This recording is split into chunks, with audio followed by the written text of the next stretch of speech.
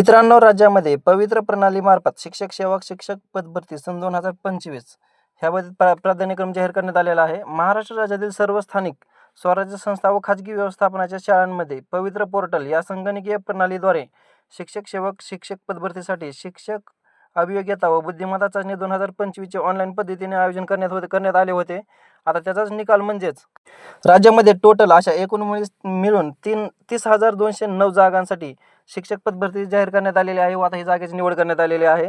तर जिल्हा परिषदसाठी 13,351 जागा, तर नगरपालिका परिषदासाठी 280 जागा, महानगरपालिकासाठी 1,954 जागा, आदिवासी विकास विभाग व शासकीय शाळा यांच्यासाठी 2,421 जागा, शासकीय विद्यानिकेतनसाठी 56 जागा, खाजगी शैक्षणिक संस्था 12,148 जागा, अशा टोटल मिळून 30,209 जागांसाठी शिक्षक भरती व शिक्षक मालिका जाहीर करण्यात आलेली आहे.